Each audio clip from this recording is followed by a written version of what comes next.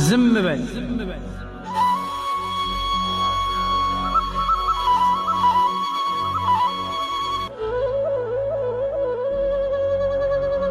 ሀገርና ሃይማኖት ይለያል ይሉኛል። ኢትዮጵያን ክብሬን ስል ይህም ፖለቲካ አስቀምጠው ይሉኛል። አፌን ያስይዙኛል።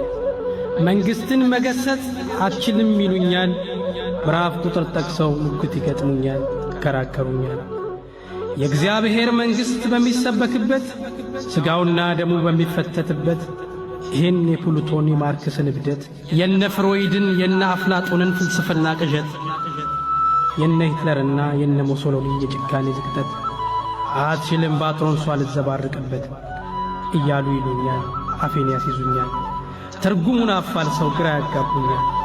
ሲገድሉህም ዝም በል ሃይማኖተኛ ነህ፣ ሲዘርፉ ተዘረፍ መንፈሳዊ ሰው ነህ። ፍርድ ቢጓደልም ድሃዋን ብታለቅስ ራሷ ትወጣው አታምጣው ከመቅደስ። አንተ ምን ቸገርህ ሥራ እንደው መቀደስ፣ የተገደለች ቀን ለፍታቷ መድረስ እያሉ ይሉኛል። ሕይወቷን ነጥቀውኝ ሞቷን ይሰጡኛል።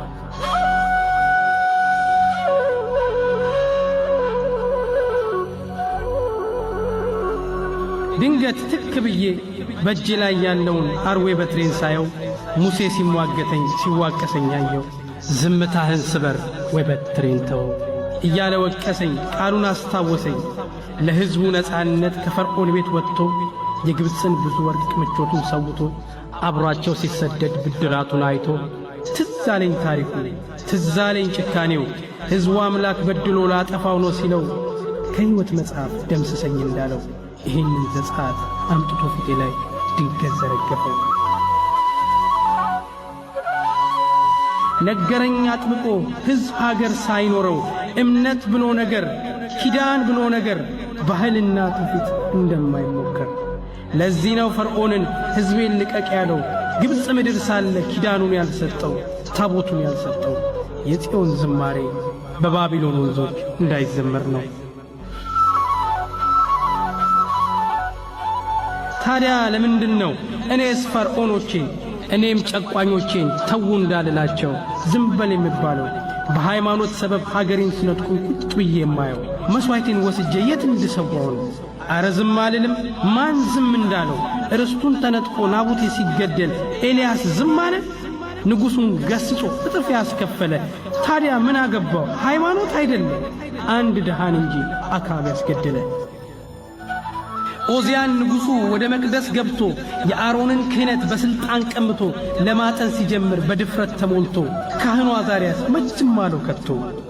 መቅደሱን እስኪለቅ ጨርሶ እስኪወጣ ቦታ አልነበረውም ለንጉሡ ሥልጣን ለኦዚያን ቁጣ።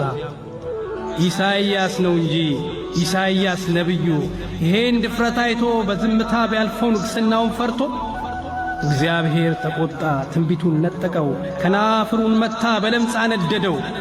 በዝምታው ሰበብ እግዚአብሔር ተለየ። ይሄን እያያችሁ አፌን አትለጉሙኝ። ዝምታ ሕመም እንጂ ወርቅ ነው አትበሉኝ። ባለቦታው ተረት ልቤን አታድክሙኝ። ለአገሬ ለእምነቴ ልጭሁን አተው። ያ ጃንደረባ እኮ ፊልጶስ ያገኘው ብሉይ ኪዳን ይዞ መንፈስ ቅዱስ ያየው በማመን ሲጠመቅ በአዲሱ ኪዳን በልቡ መቅደስ ውስጥ ይዟት ነው ኢትዮጵያ። መጥቶም የነገረን ይሄንን ምስጢር ነው። እኛም በክብር ይዘን ጠብቀን ያኖር ነው። ጠዋትና ማታ በዜማ ምንጮህ ተዋህዶ እምነቴ ኦርቶዶክስነቴ የሀገሬ ጸጋ ነው። ኢትዮጵያዊ ባልሆን ከሌላ ምድር ላይ የማልቀበለው። ታዲያ ሃይማኖቴን ከኢትዮጵያዊነቴ እንዴት ነው የምለየው? እምዬ ሚኒሊክ በድንግል ስም ምለው አዋጁን ያወጁት የግንባሯን ማርያም የአራዳውን ጊዮርጊስ ይዘው የዘመቱት በአንድነት ቢያምኑ ነው ሀገሩን ከእምነቱ ለይተው ባያዩት። አቡኑም ይናገር ጴጥሮስ ሰማዕቱ እንኳን ሰው ቀርቶ ምድሩን መገዘቱ በአንድነት ሲቆም ነው ለአገሩ ለእምነቱ። እናም ይበቃኛል ዝም በል አትበሉኝ ብትሉም አልልም፣ ከሚሞት ጋር እንጂ ገዳይ ጋር አልቆምም። ሕዝብ ሳይኖር ሀገር፣ ሀገር ሳይኖር እምነት በፍጹም አይኖርም።